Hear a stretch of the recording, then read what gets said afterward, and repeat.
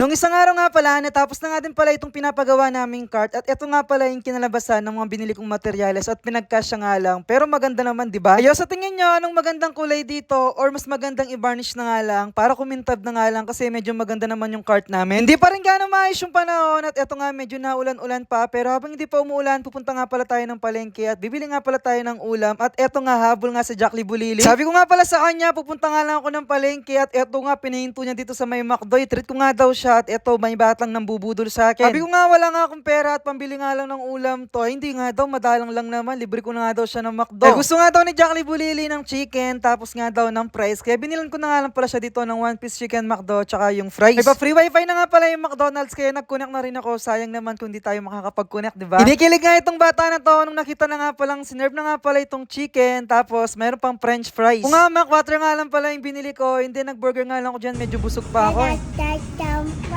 Panoorin nyo nga daw yung mga vlog nga pala namin sa YouTube para nga daw masali ko nga lagi sa Jack Bulili sa aking mga content. Para sa amin na nga muna daw siya mag-stay, wag muna daw siyang uwi sa mama niya, sabi niya sa akin. Sa Red Up nga pala ako una nag-upload ng mga vlog ngayon para kahit pa paano ma-monetize nga ulit yung channel natin at magkaroon tayo ng views doon. Kaya sana supportahan nyo ako. Humihirit pa nga si Jack Bulili, sabi niya nga daw after nga pala namin galing ng palengke sa Jollibee naman daw, hindi ba magastos tong bata na to pagka ganon. Nagpunta na nga pala kami ng palengke tapos bumili na ako ng manok dito, lumagpas lang siya ng isang guhit sa 1 kilo kaya 230 plus yung binayaran ko. Bumili na nga ako ng mga gulay dito para sa ating lulutuing ulam. Tapos dumiretso ako dito sa may Ritsan, bumili nga din pala ako ng ano dito yung wall faucet kasi nga sira na naman yung wall faucet namin dun sa may kusina. Nakauwi na nga pala kami, si Jack Bulili ayaw pa nga umuwi, kanina nagpapabili ng laruan. Magastos pala talaga itong bata na to tsaka makulit kapag pala sinama sa palengke. Kaya pag uwi ko, nagtimpla na nga muna ako ng kape and then eto inumpisan ko ng timplan tong manok ng toyo, ng suka, ng paminta, bawang at tsaka ng sibuyas. Mamarinate na nga muna natin to at i-rest ng mga ilang minuto. Siguro may idea na kayo kung ano nga pala yung lulutuin kong ulam namin or yung panangalian namin. Sabi ko nga pala dito sa bahay, lulutuan ko nga pala sila ng ulam. Pero sabi ko naman kay mama, hindi na nga muna yung version niya kasi itong gagawin kong version baka mas magustuhan nila. Pagka ganyan ba naman talaga nag-uulan-ulan ay talagang masarap nga lang talaga kumain tapos mag-stay sa bahay. Kaya tara mga moy, magluto na nga pala tayo ha. Samahan nyo ako hanggang dulo, wag kayong aalis at siguradong magugustuhan nyo itong luto ko. Pinirito ko na nga muna itong ating carrots at saka nga pala itong patatas. Kahit half cook lang, okay lang yan kasi mamaya maluluto pa yan mamaya. After nga pala no, nagisa na ako dito ng bawang at saka nga pala ng sibuyas. Palabasin lang natin yung amoy ng bawang at saka sibuyas. At sunod na natin itong malaking sili sa pagigisa natin. Tapos nilagay ko na nga pala isa-isa itong ating mga manok. Huwag nyo nga pala itatapon yung pinag-marinate natin kasi ilalagay natin siya dito para luminamnam nga pala itong ating niluluto. Tinimplahan ko na nga pala yan tomato sauce, tomato paste at saka nga pala ng liver spread. O alam nyo na ako ano nga pala yung lulutuin ko. Lulutuin nga pala natin ngayon is caldereta pero ibang version to kasi may ilalagay pa nga ako bandang huli. Naglagay ako ng kalahating basong tubig, tinimplahan sa asin tsaka konting betchin. Tapos alam nyo kung ano talaga yung magpapasarap dito. Ito yung sinasabi ko, itong gata. Optional lang naman yan kung maglalagay kayo ng gata pero okay lang naman kung wala na. Ayan nga si LJ, kakagising nga lang. Kagabi nga daw napuyat siya kaya ngayon lang siya nagising. Si mama naman, eto nga daw, isang linggo na nga daw yung nilaban niya at hindi pa natutuyat, hindi natigil yung ulan. Si Edita sumasayaw sa isang subject nga sa school. Nilagay ko na nga pala itong ating napiritong patatas kanina tsaka nga pala carrots. Papatuyin lang natin siya ng konti or pagmamantikahin nga lang para ayun talaga yung magpapasarap kapag lumabas na yung mantika. Ayun mga may ganyan yung sinasabi ko at pagka ganyan pala okay na at luto na. Alam nyo ang sarap talaga na itong kaldereta na may gata. After ko nga pala mailuto to, niyaya ko na nga pala silang kumain at eto nga nauuna nga ako dyan kasi alam nyo laway na ako kanina pa. Mukhang may masisira na naman talaga ng diet, si LJ laging diet pero ang lakas talaga niyang kumain. Tignan nyo tumaba naman na siya. Ay tignan nyo nga naman, hindi naman nalatang hindi nila nagustuhan kasi talagang nabusog kami.